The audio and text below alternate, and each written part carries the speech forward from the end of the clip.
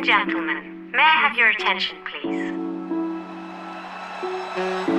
Are you ready? Are you ready? Yo, what up, what up? It's your boy Rubino. And this DJ in the building. And you listening to the UpNUp Podcast. Yeah. Wait, what are we doing? I don't know, just listen.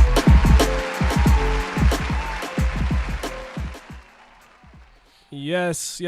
Welcome. What it do? Ladies and gentlemen, you're tuned into the UpNUp Podcast. I'm your host, Rubino. And I'm DJ man. DJ man.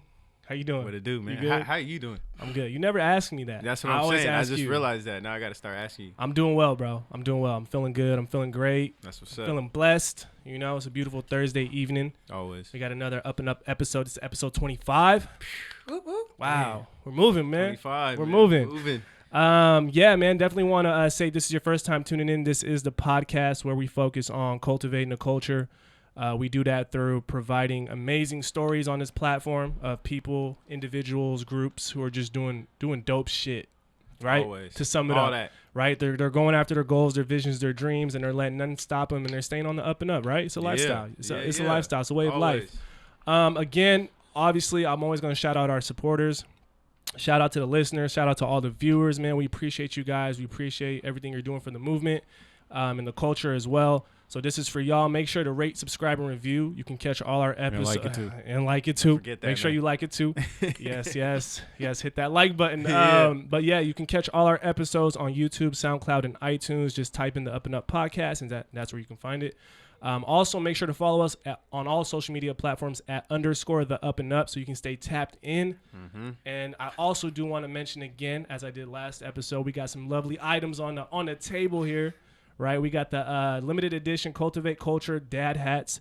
When I say limited, they're going quick, right? They're going quick. So, and we do have an online store that's coming soon. So yeah, make sure to go ahead on the lookout. Go ahead and just message the UpNUp DM. That's at @_TheUpNUp. To make a purchase, and we can get you guys a hat for right now. Now, getting that out the way, again, like I said, we always have a dope guest come up here, right? Always, right? Always. You know what I'm saying? Sometimes you pick them, sometimes I pick them, sometimes the people pick them, sometimes they pick themselves, right? Exactly. They just pull up here, right? And so today's guest, I would say, is a woman who's making power moves out here in the Northwest, right? For sure. With her ideas, but more importantly, with her drive, right? Ooh, I like how you did that. You know what I'm saying? Like Hold on to that word, drive, right? I say she's an innovative mind who's always keeping everything she's doing on the up and up, right? Obviously, otherwise she wouldn't be here with us tonight. She is the co-founder of new cutting edge and streamlined online car shopping platform PREA. PREA, right? Did I pronounce it right? Amen. Okay, see? Hey, man. You know what I'm saying? I'm telling you, man, these reading skills paying off. It's based out here in Seattle. And not only is this platform shaking up the automotive shopping industry and I guess car shopping experience and taking it to new heights, it's also driven with the hopes of leveraging the platform to tend to the marginalized communities as well, right? Mm-hmm. Which is something that I'm always happy to see, and I'm sure everybody in this room is. Now, we'll just get straight to it. Our guest is none other than the boss lady, an ultimate hustler herself, Denise Aguilar. Can we get a round of applause?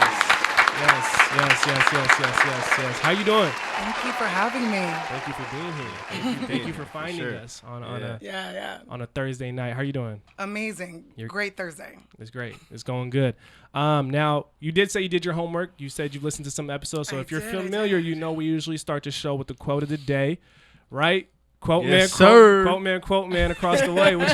What you got for us today? All right, quote of the day today is having the positive belief that it'll all be okay just means that you hustle and make it work because failure is not even an option in your own mind.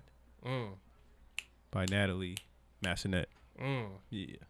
You know I'm going to tell you to run it back, right? I know. Run that back for the people. It's like when the teacher tells you to read out loud, you're just like, damn. Like, damn, it ain't over. Do it again for the people in the back so they can actually feel that one. For sure. So the quote is, having the positive belief that it will all be okay just means that you hustle and make it work because failure is not even an option in your own mind. That's powerful. It's not an option, bro. It's not. Yeah, it's we ain't not. failing. It's all perspective based, right? Yeah. So we bring in the quotes. Obviously, they're dope quotes. It gets the conversation's tone set. But we also want to bring in a quote that may tie into our guests, right? In your story. So if you can, for the listeners out there, obviously I kind of hinted to what PREA is, but if you can kind of give them a glimpse of what the mission is and what you guys are aiming to accomplish with PREA, we'd love to hear it. Yeah, so PREA stands for pre-automotive. Okay. And we're here to be your personal car shopper.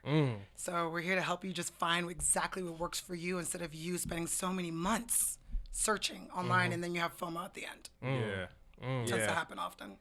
Yeah. It's a tough process, right? It is a tough process. It's a long process. It's a discriminatory process, especially for people like us. When we're looking at honestly, the main option is to go on the dealership floor, and then who do you usually see at the dealership floor? The dealer. Dude in the suit. Yeah. In what color? Yeah. Are you white? Yeah. Most times. Most times. Yeah. Yeah. And then you have to try to negotiate with him, haggle with him, and then get the right car. Even if you came in with the idea that you wanted, he's like, "Oh, but I got this. So let me sell you this." And you're just like, "You're wasting my time. Yeah. You're wasting my time. I know exactly what I wanted." There are people who even have cash. Yeah. And they still spent 8 hours. Who spends 8 hours if you have cash? That's a whole shift. Should be like this. No, you're right, because they be going to the back room. They just do the whole little thing. Yeah, but damn, Trying to cut crazy. that. We're just trying to cut that completely. And, So. and really just make it a more pleasurable, It needs to enjoyable be- experience, right? Exactly. Like the way we're seeing it is it needs to be almost like buying a shoe. Like I love shopping. So I think I have enough experience to tell you, oh, this is how shopping should be. And with the automotive industry, I entered that industry in 2014 when I moved to Seattle 4 years ago. Okay. And it's a mess.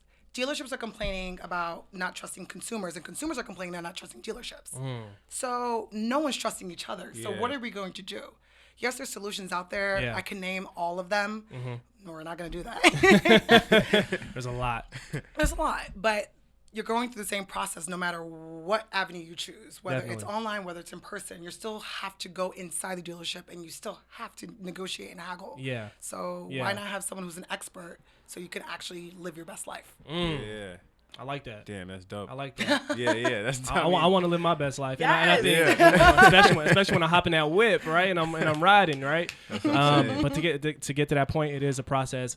Now you hinted when you moved to Seattle, so you kind of obviously made it clear that you're not originally from here, right? No. So we always want to make sure that when people listen to the stories of our guests that are on this show, they also get a better idea of how you came about, right? Like how did Denise get to Seattle, right?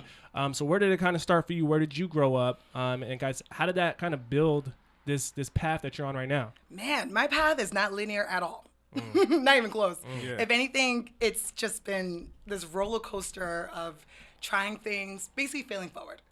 I believe in strongly failing forward until you find something that sticks. I do too. So my story of finding something that sticks is all over the place. It started with honestly waking up one day when I was super little and realizing I want to be an actress. I loved acting at the time. I can just Shakespeare. tell the vocal, Yeah. the vocal inflections. I know, You right? got that down pat. No. But I took that very seriously. It was a craft. I went to Arts High School in Newark, New Jersey. That's where I'm from, Newark.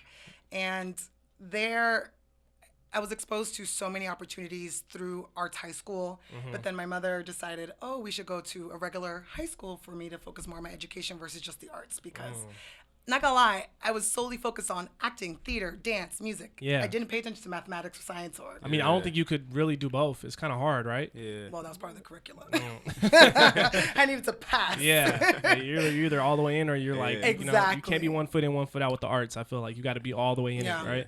And I was all in, but of course my grades need to be sustained because college, Yeah, definitely. Oh yeah. So I transferred out to a traditional high school back in Kearney, New Jersey, and from there I never left acting. I continued pursuing it. So I did all the plays, I never stopped.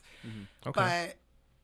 But then I went to college, got into college for theater, and then this is the story. It happened with student loans. A lot of things changed because of debt. And honestly, that is the story. Yeah. The story of grit, the story of debt, the story of student loans. Like student loans really has affected our country completely where we are making financial decisions because of that debt. Yeah. So I had to change my decisions. I was like, okay, I can no longer be a theater major. I need to now switch to something a little more practical. So I chose communications because at least with communications, I felt like I can at least attain the arts and apply it to something practical, which advertising, communications, marketing, whatever. Yeah, you're not too far away from it. I'm not too far away from that. And then I minored in business. So in that school, it's called Fairleigh Dickinson University in Madison, New Jersey. So I kept at least with that. Okay.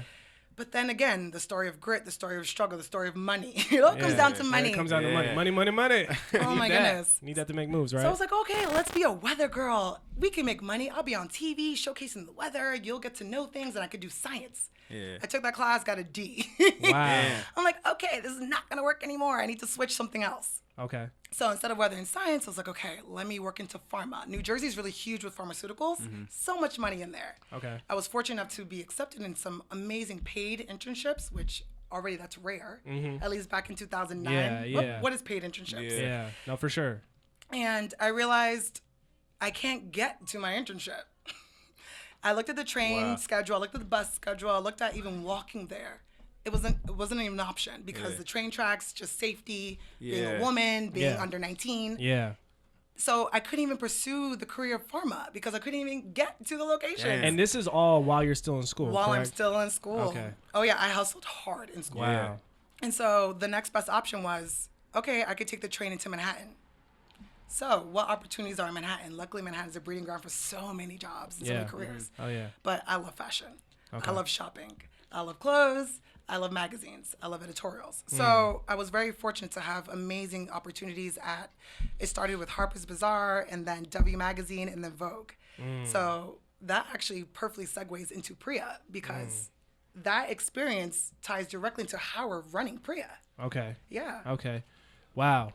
Yeah. Wow. I told you, it's all over the place. I know. We got It's a rundown everywhere. right now. Yeah, no, definitely. And I think, the biggest thing I'm taking right now just from this early experience of you finding what it is you want to do and put out to this world is you tried a lot of shit. Yeah. And we talk about that a lot on our episodes is you have to try shit. You have to know what you don't want. You have to know, and that's how you find out what you do want, right? Now, you touched on being an actress, right? I mean, and I don't think that ever ends, right? I'm pretty sure you can still hop in a movie role if they ask you today, right? Well, entrepreneurship in the end is like one big show. Bam! It's a show that never ends. Yeah, no, exactly. So the 2 hours is like years. That's exactly what I was getting at. I feel like you were able to draw a lot of experiences from being an actress into entrepreneurship because like we were talking about earlier was when you're an entrepreneur, you're on your own. When you go into those casting and auditions and things like that, you're on your own, right? Yes, I guess did that make it easier? Did you think about that as you were transitioning? Like, I could do this because I did acting. Or it helps with the mindset. Okay. It helps with the mindset a ton because the thing is, a lot of people who haven't experienced the entrepreneurial world, they think, oh, let me just pitch this idea and the VC is going to give me $3 million and everything's going to be glorious. Well, number one, I'm a woman. Number two, I'm black. And number two, I'm Afro-Latina. So we have a lot of intersectionalities right there that I need to work with. That's real. And then on top of that, with acting, you are accustomed to the no. Because again, it's a numbers game. You are auditioning nonstop until finally get that one role that will give you the break. Yeah. So that same thinking, that same mindset is directly applied to at least funding. Yeah. So for others who are so depressed and crying, oh, I can't get money. I'm like, dude, it's a numbers game. So just keep going, trust yourself. Yeah. And get it done. Yeah. So, yeah. And so that's the East Coast story. Oh, Yeah, for sure. yeah. That's tough for the East Coast. Yeah. Speaking about the East Coast, I mean, you spent most of your life out there. So what's like some of the differences, similarities, whether it's like within business, life, food, anything? Life, everything. Oh my gosh. So There's a lot, right? Yeah, she had to take a deep breath. I do. Because What's the one that stuck out like instantly? for you? driving, drivers in Seattle are wild. Because they are, the thing is, back in the East Coast, it's drivers first, walkers second, because cars move faster than people. So get out of the way faster, right? Oh, yeah. In Seattle, they're like, no, I'm gonna wait for you to walk. You drive faster. You should move faster. Move so then I can walk behind you. Like, what are we doing? I agree. Yeah. I agree. So the pace. The pace is so much slower here, which is good and bad, I suppose, but it's Well, fine. I've heard. I remember the first time I ever went to New York to visit. I was told by someone who lived there, and they said the traffic, the foot traffic at like midnight is like prime time traffic here, like at 5 o'clock. So what you get at 5 p.m. here is probably similar to what you may get in New York at midnight in regards to pace. I agree. I think so. I agree. I think so. I agree. because Bro, that's what I noticed when I was out there. Yeah. whenever we have Just- like major traffic back in New York, I remember vividly walking just in the street. Like Yeah. I'm not walking on the sidewalk. I'm walking with the cars. Yeah. I'm done. So why Seattle? Because obviously for those of us that live in the city, I can't tell you how many times I meet someone and I'm like, hey, where are you from? They're like, oh, I'm not from here, you know? Yeah. So what is it from your perspective that drew you to the Northwest? That's literally totally opposite of the country, you know what I mean? Mm-hmm. And then obviously we'll get into like who you met. Like Steve, is his name Steven? Steven, Yeah. So, but what drove you to Seattle particularly? What was it about us out here?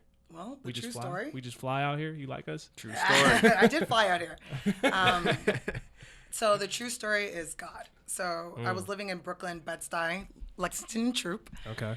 And I remember sitting on my couch after working at a payroll company for 2.5 years or so. And a voice literally came in my head saying, Seattle. And I literally did not understand why. I was like, oh, maybe I'm drunk. I don't know what it is. It's like, why? Why Seattle? And then I ignored it. I ignored it for about 2 weeks. Yeah. Wow. The voice. And then it got louder and louder and louder. And I don't know if you know, Oprah and actually a few other celebrities talk about how there's a whisper. And what that whisper is basically the universe telling you to act, to do Yeah. something. And when you ignore that feeling, that notion, that idea, it starts popping up everywhere in your life. It's like a sign, a Yeah, sign, yeah. a sign. And it's not that you're searching for the sign. It literally is like slapping you in the face. It's searching for Yeah. you. It's like- It's relentlessly Yeah, coming yeah. after you. Literally, it was coming at me in all directions. Wow. All directions. Wow. And so the moment, I remember I was like, all right, today is the day. I'm going to my boss, who was luckily the VP of New York. And I told him in his office, I want to move to Seattle. He asked why. I said, I don't know, orcas. He's like, what? He's like, yeah, I just want to move. Let's just do something different. And so he made a few phone calls in the office in Seattle, and literally he's like, okay, you are able to work here in 2 weeks. Just let me know when you're ready for an apartment, yada, yada, yada. Wow. Damn. So I remember I was in Central Park actually with my laptop looking for Wi-Fi and looking for an apartment at the same time. And I found an apartment blindly. Everything was blind, just to be clear. I Yeah. never visited the Pacific Northwest at all. Wow. I found an apartment. They shipped me the keys the day before I had to move here. So I was this close to not knowing where I was going to sleep with my mom and my cat. Damn. They shipped me the keys, and everything lined up so rapidly in 2 weeks. Everything. God's plan. God's timing. That was It literally works. God. Everything got done. I was like, whoa, that was fast. It works. It works. Yeah. Man, that is like, yeah, that's crazy. That would be like Serendipitous? yeah, that would be like an uneasy feeling for me. Like I'm just like, damn, I don't even know where I'm about to stay or whatever. But I feel Man. like, but I feel like you at that point you've kind of been used to pushing yourself to challenge yourself and try things that are uncharted, right? Well, yeah, since day one. Yeah. So just the simple fact that I am a woman, the simple fact that I'm Afro-Latina, first generation American, my Yeah. family's Colombian, I already entered so many spaces as the first. Like the first to even try acting, the first to get a college degree, the first to get a master's, the first to move across the country, just the first in so many spaces. So at that point, I just realized, you know what, I might as well just continue. Yeah. There's nothing new. Yeah. I can't be second now. I'm comfortable real. being uncomfortable at this point. Talk about that, because I Wow. think that's important for our listeners and viewers who are striving. Like, again, a lot of people that listen to this show have ideas, right? They have journeys that they're on, Yeah. and they want to continue to pursue those journeys. And I think being uncomfortable is one of those things you just have to accept. Exactly. And it just takes trying shit. It just takes pushing yourself and failing and accepting failing. Like you said, fail forward, right? Amen. Fail forward. Man, everybody says that shit. Will Smith says that shit. It's true. Right? Listen to him. He knows what he's doing. Yeah. Right? Yeah. So now you're in Seattle, right? Yes. And obviously, I know PREA was probably something that you were thinking about for a while, but interesting enough, you said you met the co-founder, Steven. Was he working with you at the same job, or was it at a specific location? Where did you guys meet? So I met him the third day I was in Seattle. I moved here on that's the third day. I moved here on a Saturday. Okay. Sunday, I bought my life. I had a spreadsheet of everything I needed. Couch, furniture, bed, where store to hit, prices, everything. Wow. So You're we got organized. Yeah. extremely. That's what I'm getting from this shit. We got it all done in a day. We zip card, truck, Yeah. got it done. So on Monday, my mom is setting up my apartment, and I went straight to work. And then he came to my desk. He's like, ugh, well, you're new. Your name is Denise. I was like, yeah, I'm Denise. Ew. This is my memory. He's going to kill me. He's like, oh, where are you from? I'm sitting and he's on my cubicle. Oh, man. He's like, where are you from? Oh, I'm from New York, New Jersey. Oh, I live there too. We should get lunch. Okay. We never got lunch. Yeah. But we did develop a friendship. Okay. So luckily at that job, if you ever want to take a vacation, because we manage dealerships, you need someone to take care of those accounts. So whenever he traveled to France or Africa, I was just like, sure, whatever. I'll take care of your accounts as long as you help me Yeah, win you some scratch awards. my back, I Yeah. scratch yours. Yeah, for sure. And we were able to have a great relationship in that way. Okay. In terms of being able to trust each other to get the job done, trust each other with respect, and get things handled. Okay. And then we ended up, just usually with coworkers, you end up going drinking, you talk about your dreams, your hopes, your goals. And he told me his dreams and his hopes, his goals. And his goals were to create an automotive company. And at the time, that was 2015, when he told me about his dreams. And it was called Do Cars. So he created the company that we were talking about today back in 2015 with Do Cars. And then he brought me on in 2016 as a marketing consultant. Okay. And we rebranded as Prep Cars. So prepare your car. Okay. So I was pitching that for about a year. Getting there. We're getting there. I know. We're getting there. We're almost there. I know. It's iterations. Yeah, It's time. It's yeah. dedication. You just don't quit. We have a dream. You don't quit. Wow. So Say that again. don't quit. Don't quit. There you go. So with Prep Car, we were pitching that for a while, and we realized with the industry that no one understood our name. We're like, it's Prep Car. They're like, what? Prep Car. I was like, oh God. So I remember we had a team at the time. We had a team of 7, and we were all sitting in downtown Seattle and trying to figure out, should we rebrand or not? Because clearly we're all struggling with Prep Car. Like, say that 3 times. Prep car, prep car, I prep ain't- car. Yeah. Prep car. Yeah. Yeah. It's hard. And so we all decided, okay, we're going to rebrand. Of course, I'm up in arms as the marketer. It's like, oh my God, we're going to rebrand. That means we're going to change everything. The website, the marketing materials, just everything. Yeah. Why? We bought the domain. And then I was like, fine, whatever. We'll just deal with it. And then that evening, so that was around January 3rd, 2018 now. So this is years now. Yeah. Oh yeah. January 3rd, 2018, I don't remember exactly. I remember I was half asleep. I was ready to actually go to sleep. And then a whisper comes back again. It was like, PREA. I was like, what? What is this?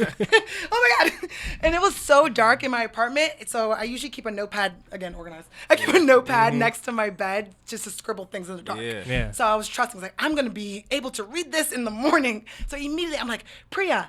PREA stands for pre-automotive. Oh my God, women. This is going to be great. And immediately I'm calling Steven when I wake up. I was like, this is the idea. We got to do these things. Damn. And so since then it took off. It just stuck. It really worked. PREA just sounded like PREA. The best ideas come, man. They come at you late when you're not expecting it, It right? was so random. Like just like the Seattle move. Yeah.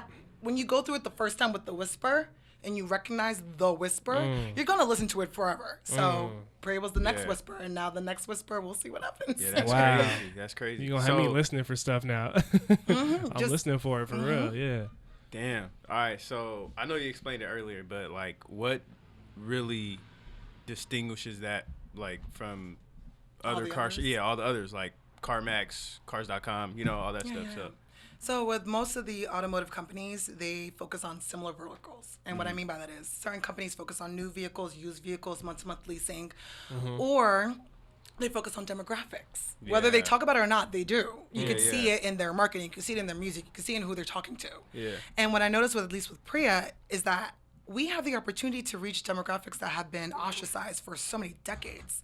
Like when you look at car commercials today, do you see yourself? Hardly Nah. ever.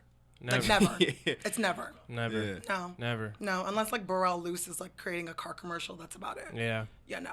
So never. Yeah, you're right. that's honestly the white space. When Steve and I were both working at the automotive digital marketing firm back in 2014 when we met, that's the space we saw because we dealt with dealerships on a daily basis trying to help them with their marketing efforts. And every single dealership kept saying, we need women, we need women, we need women. We're not selling enough cars. Our cars are sitting on our lot for 90 days. Oh my God, we need to make sales. Yeah. And then consumers, like our friends would say, we don't trust them. Yeah. Fair, because yeah. when we did dealership visits, they would literally tell us, there would be like a massive computer screen and they would say, this is the bottom price. But we don't talk about the bottom price. So once you understand the secrets and everything they can actually do, and they don't tell you, like car delivery, more discounts, accessories, things like that. Yeah. We're like, wait, why don't you advertise these things? You need to tell these people. Like, if you want women entering your site, then you need to say everything that you're offering. Be transparent. And not even just women. If you want people just to shop, Yeah. you need to tell us what it is. Be somewhat transparent. Be somewhat Don't give us transparent. everything, but just give us something. Well- There's always that like stigma already. You know what I mean? Yeah. About, Yeah, like, car yeah. salesmen. So yeah. Exactly. Yeah. So Yeah. we're trying to basically rewrite the entire rules. I know that's a behemoth, but we're here to rewrite the whole rules because we are not tethered to a brand. We are not tethered to a dealership. We are literally just covering the whole thing. We're able to rewrite everything because we didn't enter the industry with any rules. Okay. We entered the industry knowing these are the issues. Let's not be aligned with any brand, any dealership, just anything, so that we are able to be free and just plug and play anything that you need in terms of car shopping and car buying and aftermarket. So the idea is that with PREA, we are not a dealership. We're in the end your broker. We are your connector. Yeah. We are your friend. Yes. We are the person who loves shopping, and I'm gonna help you spend some money. Hell yeah. Yeah. You got money, I'll show you how to spend It's it. like I the- basically- the homie Yeah. that's like looking out. They're like, Yeah, yeah, yeah. I'll go with you. You know. Yeah. So you don't get bopped. Yeah, exactly. And it's even better. You don't even have to be with me. You can tell me your dreams. Like, literally tell me your dreams. Like, what are your car dreams? And then go do what you need to do. We'll take care of everything else, and we'll tell you what's available when it's ready. That's it. So you Wow. saved so much time. So much time. That's so necessary too, right? That's so necessary because I think we were talking with the homies like, it's really just a lack of information too. Yes. Really, you know, with anything you go into, when you're investing your money, obviously you don't want to let it go unless you know where it's going, right? At least somewhat, right? Yeah. So, I think you guys are really helping that learning curve speed up a little bit, right? Yeah. And I think we need that, especially for our generation, the millennials, right? We're coming into disposable incomes now, and we don't know what the hell we're going to spend money on. We want to get a car. We hear that, you know, after you get a job, get a car, right? Yeah. So I'm glad that you guys are available. Thank you. Now, I do want to talk about some of the things you guys are doing to expand. Obviously, I know you mentioned that before this show, you mentioned to me that you guys are starting to work with dealerships, Yes. right? And as third party Yes. retailers, right? Now, how do you approach those conversations, right? How do you go in and talk to them and say, hey, can we partner up? We can help you Yeah. make money. Is it an easy conversation or is it kind of a resistant conversation? How would you explain it? So in the end, dealerships just want to sell their cars because the longer it's on the lot, the more it's going to cost them, like thousands of dollars per day. So wow. that conversation is actually not bad Okay. at all. We can help you. Yeah. They're actually already reaching out to us. They reached out to us before we even had a product because I was out there just talking about it, like, Yeah. PREA. And they're Yeah. like, oh my God, we need to get on this. And they realized that the type of people we're attracting, which is basically 74% women, we are the voice almost. Like, Yeah. as we are building this further and further, we are literally niching ourselves into women and people of color. So it kind of works out really well. Okay. But here's the kicker. At least with data, when it comes to women and people of color, we pay on average $500 plus for a vehicle that white people usually get. Wow. We pay more for that same vehicle. Why Wow. is that? Yeah. And we don't have half of what they have. So Yeah. that's crazy. So when you start Wow. seeing all the discrimination, all of the, honestly, homophobia, just all of the issues that are happening when it comes to just car shopping, Yeah. it's wild. We would never think that stuff exists within that space, though. We just think it's exists in every simple as, space. hey, everybody drives cars no matter what Yeah, your race is. exactly. We're selling people cars. We don't Yeah. care what you look like. But Yeah. that's interesting. I'm glad you brought that up. And I think it ties into this next question, which we talk a lot about this, which Yeah, is the imposter syndrome. I hear that a lot, right? And I've been hearing it, and I'm trying to make sense of it, right? And I think it makes sense to everybody individually in their own way. But for you, and I think for us as a people, underrepresented group, going into these meetings, right? Going into these dealerships saying, hey, Yeah. you know, I always say, like, you know, black people, we've been asking for so long. Who are we to go in there and tell someone to ask us for something, right? So we kind of feel like we're not worthy. We kind of feel like, you know, we're going through that imposter syndrome. Yeah, How do you, for people who are listening and watching, like, how can they deal with that? How can they get out of that, break out of that, or some ways to just try to make strides towards getting out of that? As an entrepreneur or as a car shopper?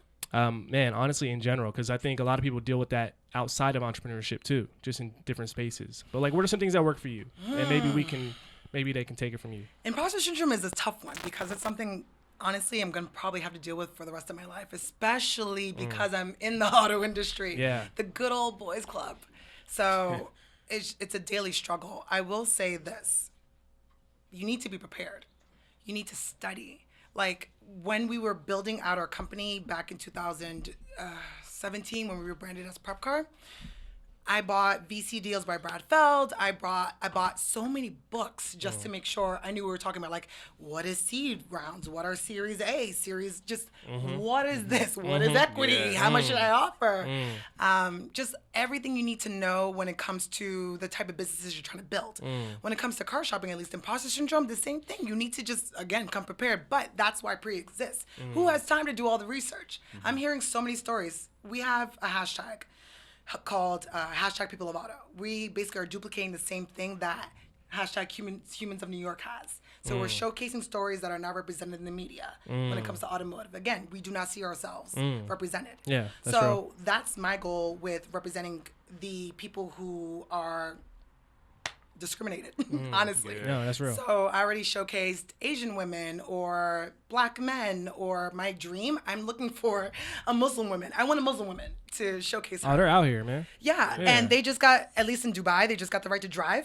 So Wow. that's that's insane. 2018, they just got the right to drive. Women. Crazy. Damn. Women. That's I crazy. think I did hear that somewhere. Yeah, yeah. That's crazy. And then there's a few first Formula One drivers out there as well.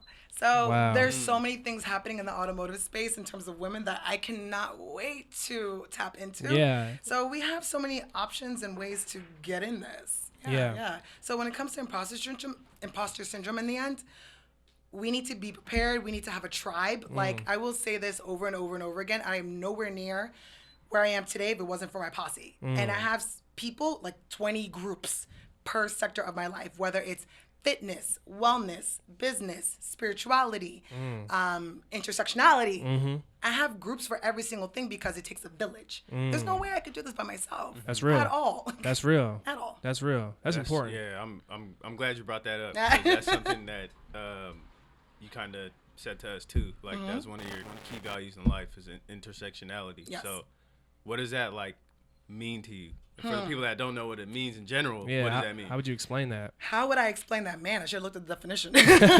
What's your definition? So Yeah, my pretty much. definition, I feel like it's literally my life. So being in Newark, New Jersey, I grew up identifying myself as just Latina.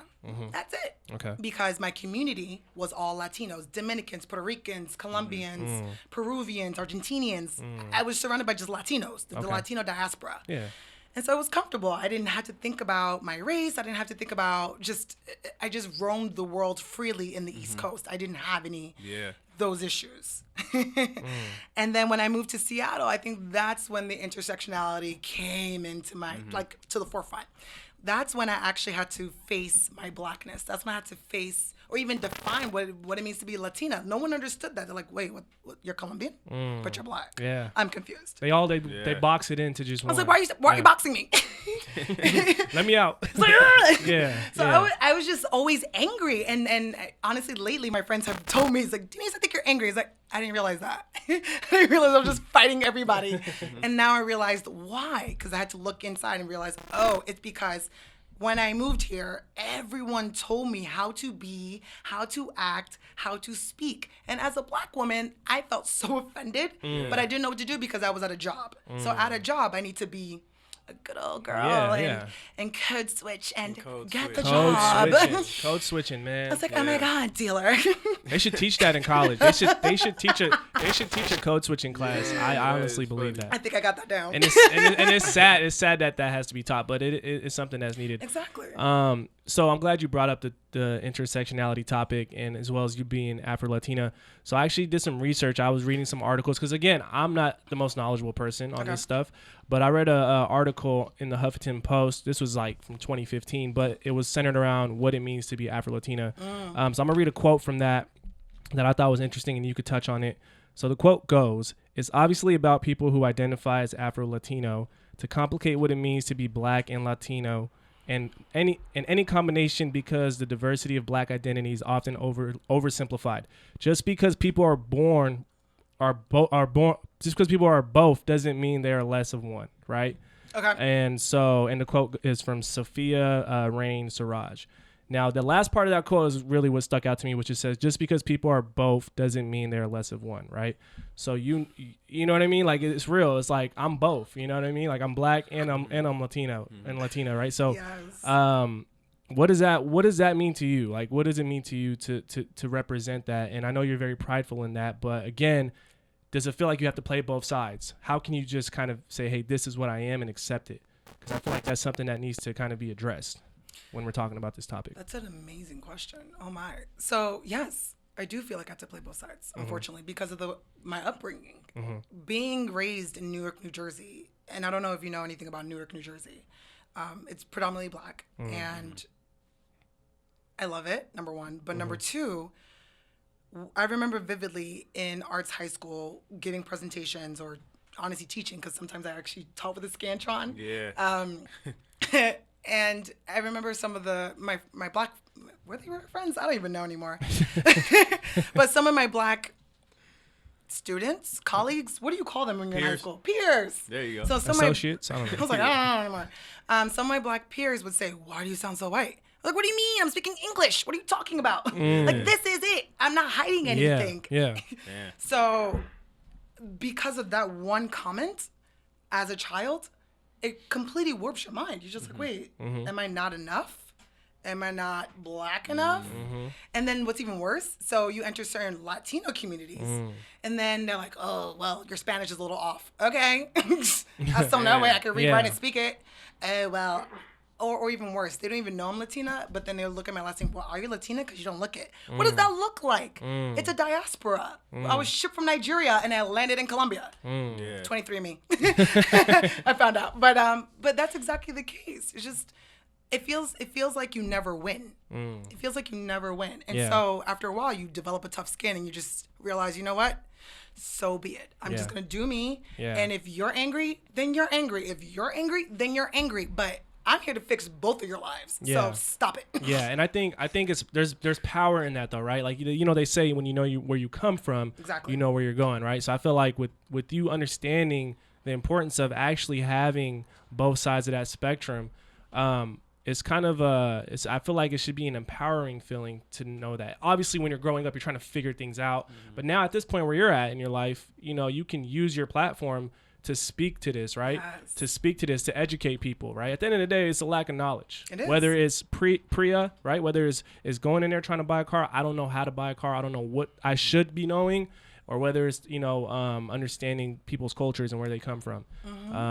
So I think you just got to keep using your platform, man, regardless. Yeah, I'm so excited to use I For did real. research over the weekend about the intersectionalities in North America. And what I mean by that is the percentage of women, the percentage of men, the percentage of XY culture. Turns out Colombians are the second largest Latino culture in the United States. Really? I'm Colombian. I was like, Wow. this is great. Wow, I didn't know that. I'm doing the research. I'm like, oh my God. It's like, this is supposed to be. This is happening. Yeah. That's amazing. Wow. I love finding new shit out. I know. And then We're going. everywhere. That's the thing. That's the thing. Like it's kind of treading that line where, ooh, I'm about to rock their world when I tell them about this shit. But then at the same time, you're like, I might really just shatter their whole existence and what they've believed their whole life. Amen. So you know what I mean? So it's like you like you said, you can't really win, right? Like I can't go in here and tell him, hey man, the sky's green, bro. I looked it up. And, and then the day he realizes it is green, he's gonna be like, man, my whole life was a lie. Like, you know, I've been living a lie. I've been living foul. So, yeah, man, it's tough. It's tough. But at the end of the day, you gotta live in your truth, right? Amen. Yeah. That's all I can do. You gotta live in your truth. Yeah. What else are you living for if you don't live in your truth? That's real. Exactly. Yeah. I keep thinking about, honestly, the reason I'm so passionate about this business, or at least winning in life, is because of my parents and my grandparents. My grandmother commuted. She left Colombia to make a life in the United States. Again, a blind move. That's why I wasn't so fearful of moving from New Jersey to Washington. I'm like, I'm still in the United States. What's the worst that's gonna happen? I could just go back home. My grandmother, that's a totally different story. My mother, that's a totally different story.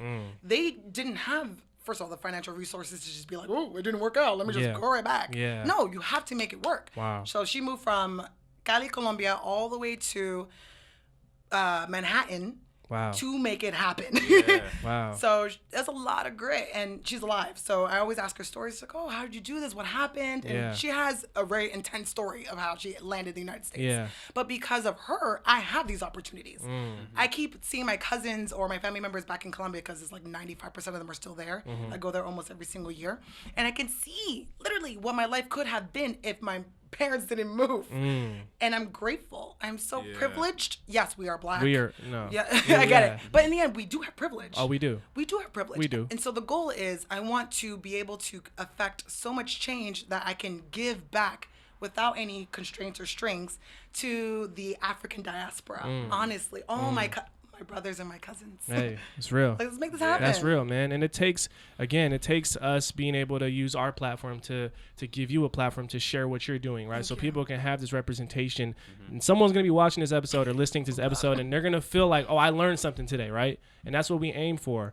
And so I have one more question that I want you to answer, because I actually had the opportunity to go attend UW's BSU meeting yesterday.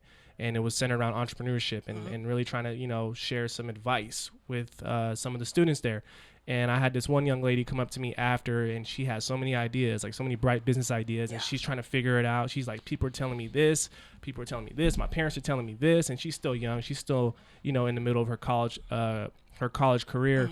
And so for the young women out there who are struggling and trying to figure out how to find their niche, right? I guess what's the best advice? Obviously, you kind of shared that you tried a lot of stuff. But what's the best advice you'd give to her or someone else who needs to know how to just push through because your breakthrough is coming? Yes. I think so. I'll wrap it in a story.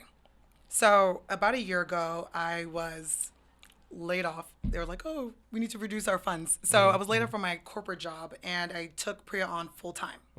So full-time entrepreneur, networking every single day, listening to different people, different advice. Everyone has something to say. Everyone has an opinion. Oh, yeah. And this is what I'm getting at. The biggest advice that I've taken to heart and that I've been honestly giving to everyone is do not take advice from anyone who's not living the life you want to live. If, for instance, if you want to build a multi-billion-dollar company, are you going to listen to your parents about building a multi-billion-dollar company? No, you got to listen to somebody that Sorry, did Pops. it. Sorry, Mom. Yeah. Can't do it. So for her, That's who's real. like, That's oh, real. my mom, my dad, my cousins, my teacher, well, whoever. I'm just like, okay, but are they doing what you want to do? No. Are they living the life you want to live? No. Oh, my manager this. So your manager, who's still working 80 hours a week, complaining and telling you what to do, are they living the life you want to live? So what are we doing? That honestly, I can go on a tangent about this. That's it's real. so frustrating because once you see, you can't unsee. And once you start to realize, oh, when it comes to at least business practices and at least grit and mindset, then you need to go to someone who's doing it right. So you need to network. That's you real. need to network. You need to find the people who have fruit in the tree, who are able to show you this is the way. I've done this already. Here's the shortcut because the work has been done because they have the Rolodex. Or for kids who don't know what Rolodexes are, your contact card, your V-dash, whatever. Little black book for I some don't know, your guys out there. iPhone, your BlackBerry. But I grew up in the Rolodex age. Like literally I was Rolodexing. So you want someone who has those connections so you can get it done. That's the only reason why PREA is even able to get as far as we have in 1 year. Because of constant networking every single day. I always say this, people put people on, man. Yeah. Yeah. But it's crazy because a lot of people overlook like the answer's right there. Just look at somebody who did it. You know? Yeah, And in just follow school the we're blueprint. punished. In school well, it makes sense. In school you're we're punished right. for cheating or Yeah, plagiarizing. We don't want you to do that, students. Yeah. But when it comes to life, that is the secret. Wow. Literally the secret. Wow. That was Yeah. big. That was That was big. I'm big. glad you Oh, answered my. that the way you did too. Yeah.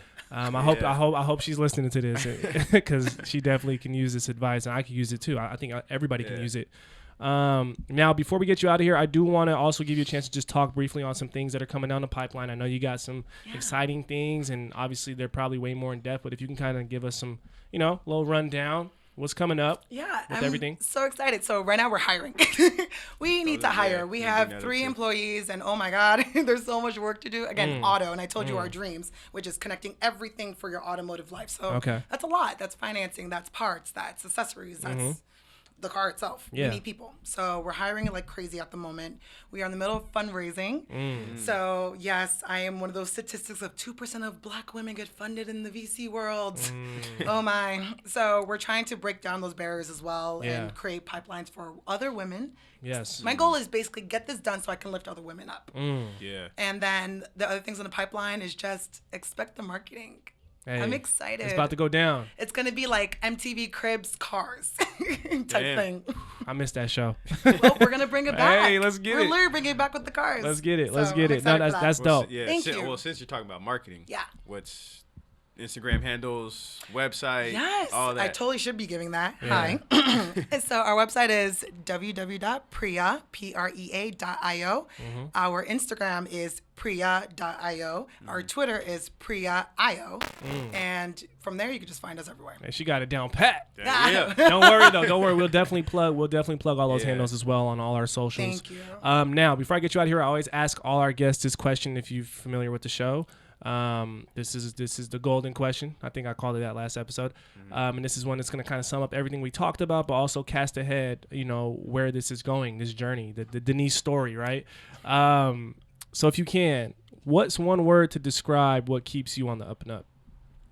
Resilience. And you can kind of explain. Yeah, you could. Oh my, I think I did. I did. Again, first of all, my career is not even straight. I know. Okay, so no, definitely resilience. And Resilience, that's it. If you made it this far into the episode, then there's nothing left to be said, Yeah, right? no, you're right. But no, man, definitely thank you for coming to the show, and man, thank you for sharing your story. It's very powerful. I think we all learned a lot. I know I learned a lot. Yeah. Just right here. I'm always Definitely, learning. I did. I'm For always sure. learning. Yeah. I'm always learning, man. I'm always learning on the job. OTJ. Forever a student. On the job training. Yeah. On the job training. Shout out Yes. Joaquin. Yeah, but anyway, we do wish you so much success with everything that's coming. You guys are just getting started. Yeah. And shout out to Steven as well. Steven Onana. Yes. Shout out to the rest of your team. And, we wish you much success. You got our support. You know what I'm saying? Thank you. Always. And with that being said, I think it's safe to say, my man, and everybody in the building, Go ahead, say it. Denise Aguilar is officially a member of the UpNUp. Let's Yeah. get it. Let's get it. Thank you. Yeah. Thank you.